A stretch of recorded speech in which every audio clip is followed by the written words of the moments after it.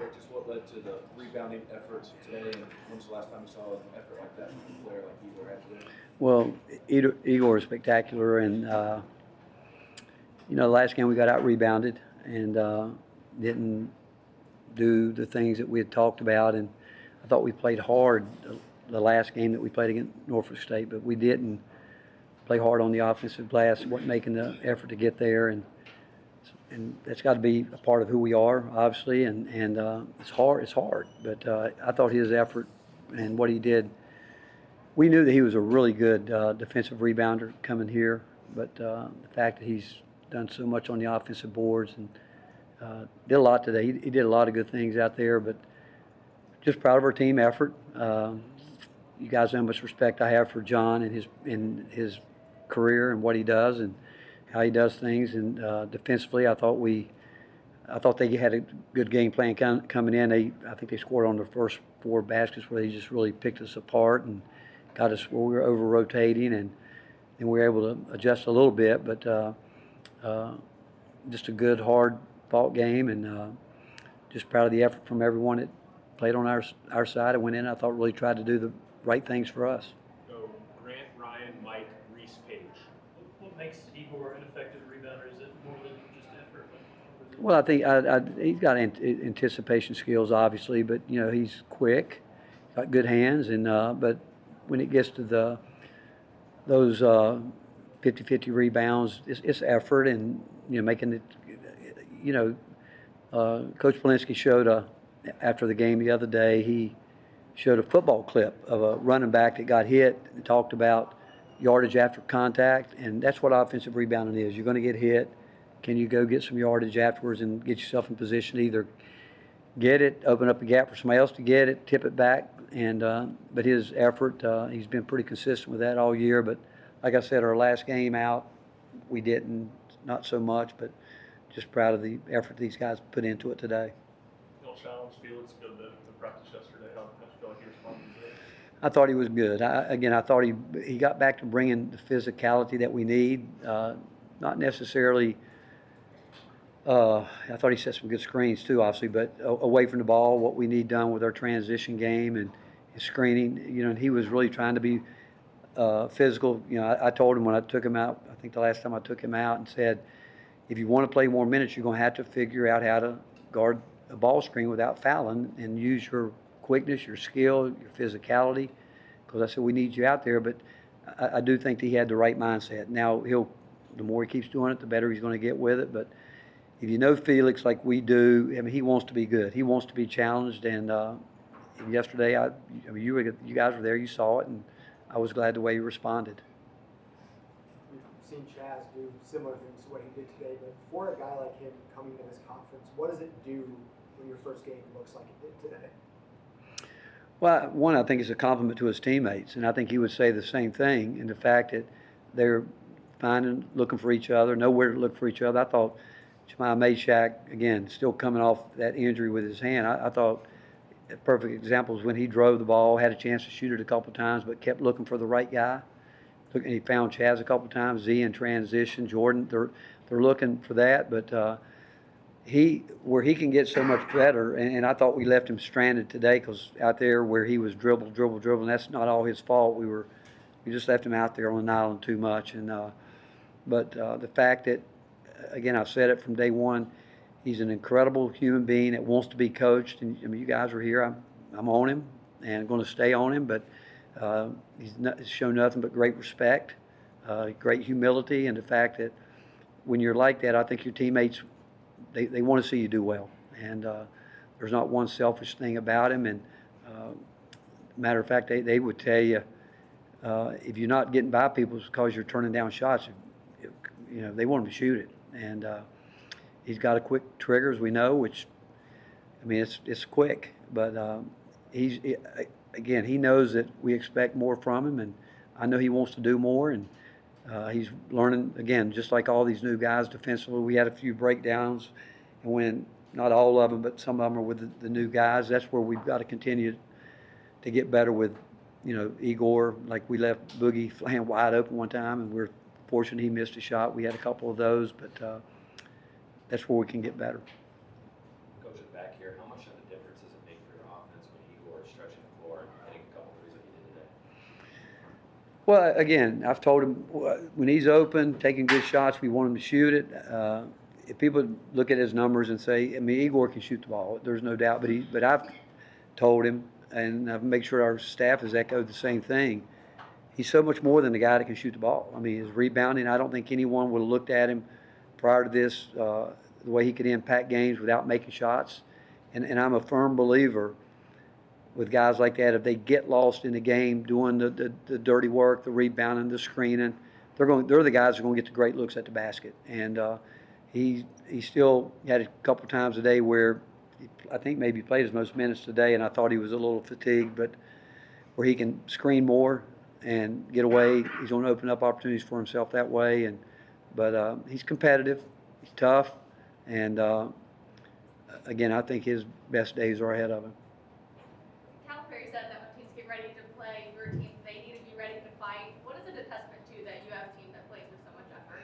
I think it goes to our players, and I think the good Lord that we've got a group of guys that are very unselfish, a group of guys that we're extremely transparent with, and I don't think they're afraid to be told the truth. I think they're locked into each other. But I think all the credit goes to, if I could bottle the DNA of Zakai and Jemai and even Igor, all of them, believe me, it's fun. If you could give that, and that's part of what those guys have done, how they're helping these guys that come in every year, how to do that. And it's, I mean, sometimes I think about Zakai. I don't know why I actually woke up the other morning and thought about Z being a senior. I'm like, man, it's going to be a different deal without that guy. And everybody looks at his stat sheet. The thing that doesn't show up on that stat sheet is what he does 94 feet defensively for 30.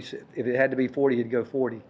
But it all goes to the players and, good families, and they come in knowing what we expect, and but they expect it from themselves too. It just needs to be reemphasized daily to them.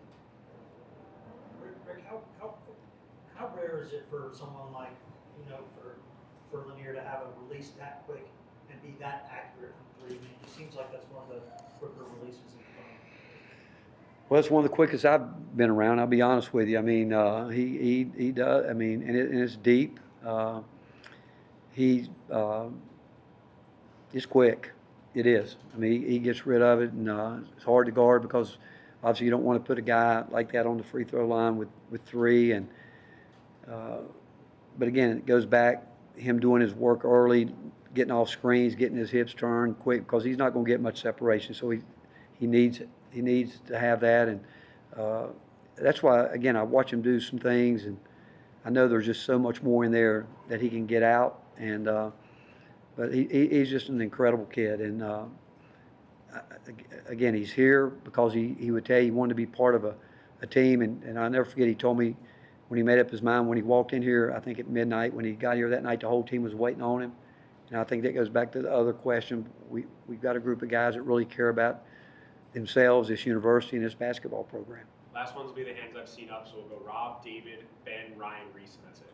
Coach, I feel like that's a pretty good advertisement for what your team's about. You win a game by 25, you don't shoot 40% from the field, kind of good for defense. Right? Well, again, defense, and some of that's because we've had teams in the past that couldn't shoot 40% on when they were open, and so it was built on we're gonna guard people and find a way to get enough points to win the game. And but it's just, again, I just give a lot of credit to Shaq and Z for being here. Jordan certainly has improved to where he's at that level, and then we think that Felix is a rim protector. Igor, his pursuit, and we think D. Stone can become one of those kind of guys too. We really do. But Bishop is got that toughness about him. Just need to get him into games some more in situations, and I probably should have got him out there more today. He went in, and we talked to him about turnovers. I'm not sure that turnover was really his fault, but he was trying to do the right thing. And if anybody, that would have been my turnover because I wanted to get the ball into Felix. But we've got to, and we can, believe me, we can still get better. I don't think we're at quite the level we were a year ago defensively right now. because we had some older guys that had been here with us, but we've got older guys now that we've got to get them up to that before we're done at the end of the year.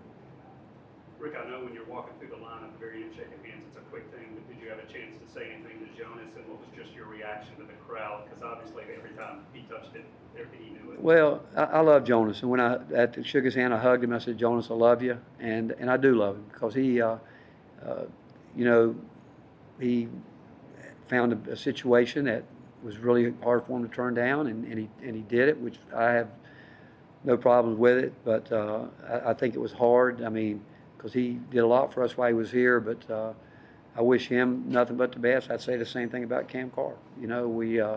It's like Jemiah Mashak said it best. He said, all we can do is pray for him and wish him the best, but we've got to take care of our business here and keep moving, and that's what we've done.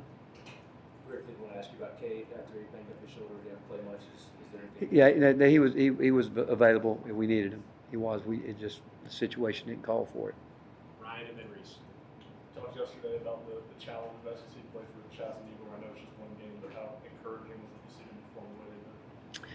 Again, we talk about it, and then now again, there's guys that it's just we have such a high expectations for both of those guys because they're older, they've been around, and are really, really, really terrific basketball players. But you're always pushing to get more and more, and what I'm thankful for is they're able to take that. They're able to take it. They know that what we did today looked good today, but we got to be better tomorrow, and. So that's our approach to it, and they know it. They know we'll go in that film room tomorrow and scrub this out real quick before we get on to the next one. But they know they're going to be shown more things they can probably improve on, more so than things they did well. And that's what. And those guys are a group of guys that take that approach. That's why they're fun to coach. Coaching back here, you've been working with Chaz a lot on coming off the screens and getting better at that. How has he improved, and what areas can you improve on to be better at that moving forward? Well, again, setting up his cuts, not fighting it, you know, back cutting, moving, going from one area of the floor to the next if need be. And he's going downhill, but he's going to have to realize he's going to have to finish it all the way to the rim. But you go back and watch the play that Jordan Gainey made, that layup he made was a big-time layup. He got quicker the closer he got to the rim. Chaz and Igor both have a tendency to slow down right at the rim. Well, that's where you got to finish it, and that's an area that he can get better with. And the fact that he's making the effort to do it, I do think he's got to get a little more lean, a little more physicality when he gets down in there with his shoulders. But he, again, he wants to get better, but his movement without the ball has improved, and but he'll have to continue to improve because it's only going to get ratcheted up because I can assure you, every team in this league where they are today is going to get better tomorrow. I mean, I've said forever, John Calipari does as good as anyone of his team improving from the beginning of the year to the end, and we've got to want people to say that about us. Thanks, Coach. All right, thank you guys. Thanks, Rick. Okay, thank you.